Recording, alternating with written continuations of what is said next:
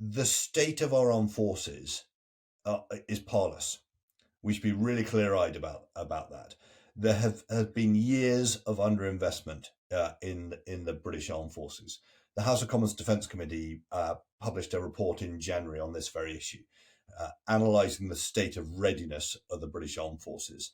And it points to a pretty sorry state. For those of us who track it, it's no surprise.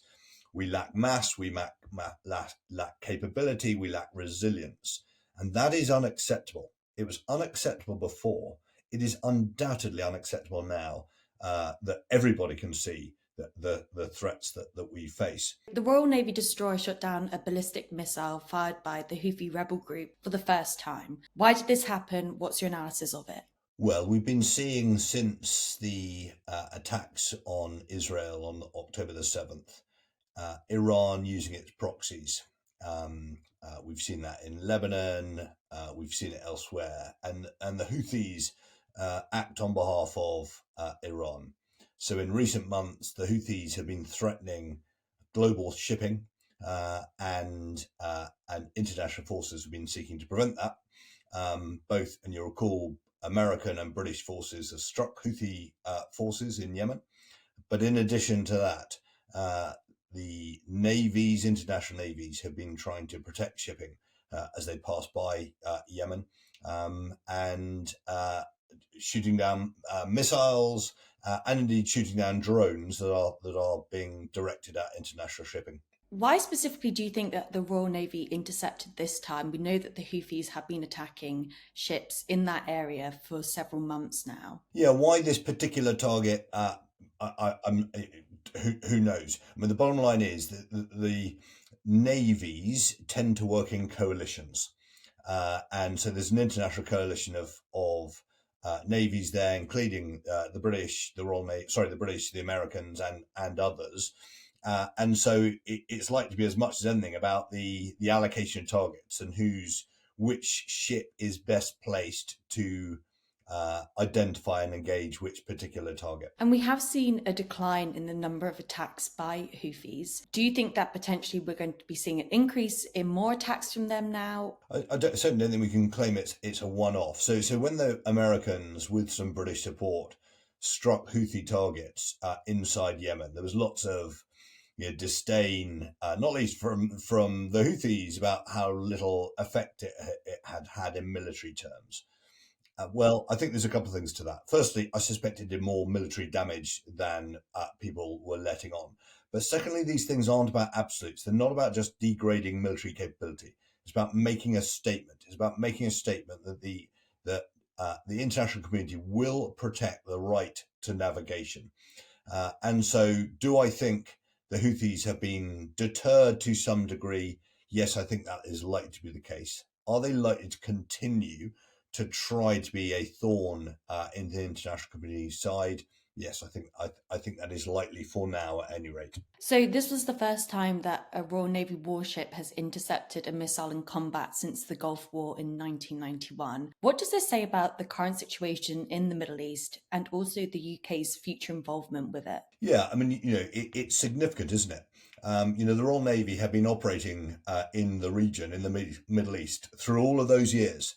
And they don't always get credit for that, a continuous presence in the region. But it is telling, isn't it, that we feel as though we're in a pretty unstable world at the moment with what's going on in Ukraine and indeed in the Middle East. And we and our friends must be ready to stand up when threatened. The whole world system relies on global shipping. We saw during COVID what happens when that stops. We saw what happened when the Suez Canal was briefly blocked by a ship a couple of years ago. We rely on that global shipping, and if shipping can't go past the bottom of Yemen up into the Suez Canal, it has to go all the way around the bottom of Africa. That hits our pockets in a very real way, and so there are forces at play who are threatening our way of life, and listeners need to be really clear-eyed about that.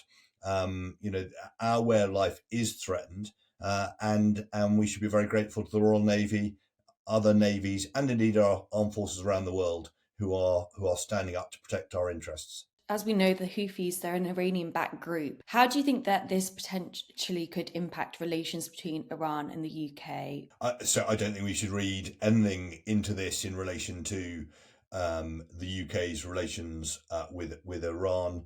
Iran aren't stupid.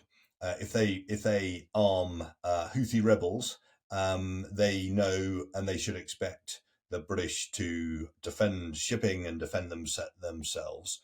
The UK has been really clear about the role of Iran in backing proxies, as I say, in Gaza, in Lebanon, in Yemen, and elsewhere. So I don't think it'll change our relationship with Iran. I also don't think it'll change Iran's stance.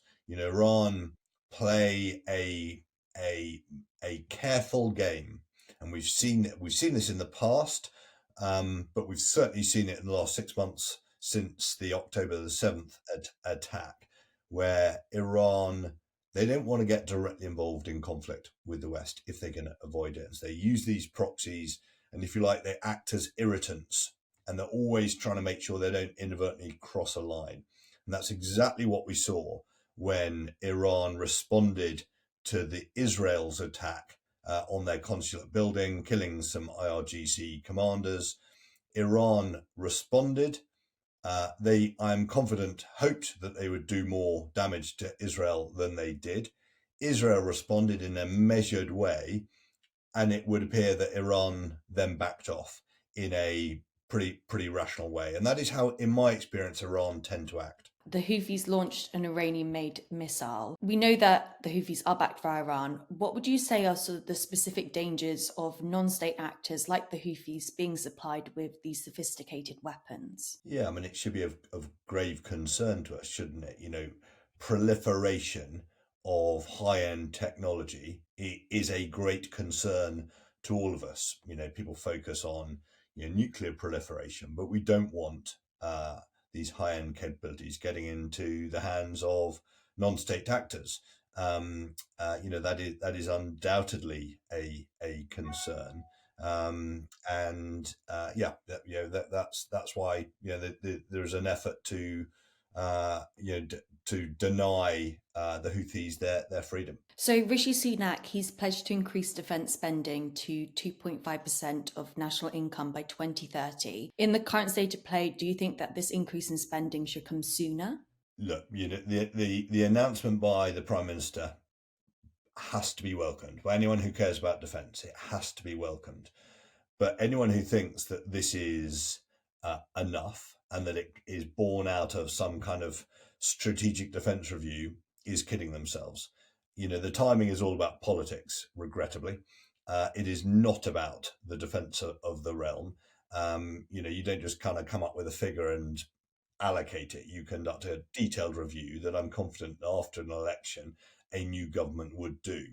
There is a real danger in this, though, that the government goes, well, there you go, we've increased spending now. That's that. The state of our armed forces is parlous. We should be really clear-eyed about that. There have been years of underinvestment in the British Armed Forces. The House of Commons Defence Committee published a report in January on this very issue, analysing the state of readiness of the British Armed Forces. And it points to a pretty sorry state. For those of us who track it, it's no surprise. We lack mass, we lack capability, we lack resilience. And that is unacceptable. It was unacceptable before.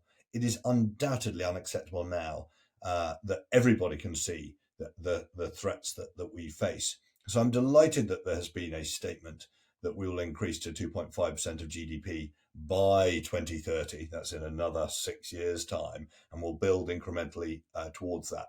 There's far less new money in that. I think they claim 70 billion. I mean, that 70 billion, as I understand it, is on a presumption that there would have been no increase in defence spending in the meantime, inflation related et al.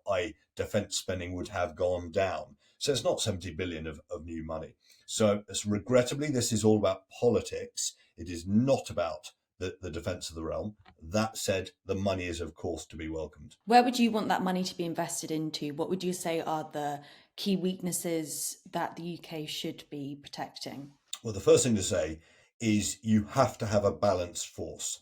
So I'm not an advocate of those who say, oh, we've got to invest in the Navy, or we're going to invest. You've got to have a balanced force. Otherwise, we're not able to defend our country properly. It is also not acceptable to say, well, hey, look, we're part of NATO, so that's fine. We're part of the most powerful alliance in history, which is true. But the alliance is only as powerful as it is because individual nations play a proper part. And the United Kingdom is expected to play a leading role in NATO. Having said what I've just said, uh, again, if you look at the evidence, not least from the recent House of Commons Defence Committee report, it points to the British Army being in a particularly poor state. And that's for all sorts of reasons. One of which is that through the Middle East years when we were fighting in Iraq and Afghanistan, a lot of money was pumped the way of the army, but it was very nuanced capability to fight in those theatres. It wasn't about long-term investment in warfighting capabilities. And so there has been quite a lot of investment in the Royal Navy and Royal Air Force, quite rightly. That is not to say they don't need more, they do. But the British Army's capability has declined significantly. The British Army has some very, very significant warfighting gaps in terms of air defence. Its vehicle fleet is frankly a disgrace. Yeah, but it really is. To send our soldiers to fight in some of these vehicles is a disgrace. Politicians would point to the fact that they're doing something about that. There's new vehicles coming in, and that is true, but they're coming in far too late, and they still don't represent a full suite of capability. So, answer your question, we need to invest across defence in a balanced force. But if there's one bit of defence that has got itself particularly out of kilter, it is the army. So we've heard that British defence chiefs, they're currently having conversations about potentially developing their own Iron Dome missile defence system. What do you think of this? Do you think that's a possibility? I think we should be really careful of using language that just doesn't relate to the United Kingdom. So the idea that United Kingdom could create an Iron Dome like capability is fanciful. Israel commits a very significant amount of money to its defence because it believes it has a genuine existential threat to its existence, and all of its armed forces are based around defending Israel, and it's committed a great deal of technology and money into the Iron Dome. The United Kingdom is light years away from A, facing that threat, but B, from having that sort of capability. We need to start with some really basic air defense. So, air defense is the ability to shoot down incoming projectiles. That might be drones, it might be missiles.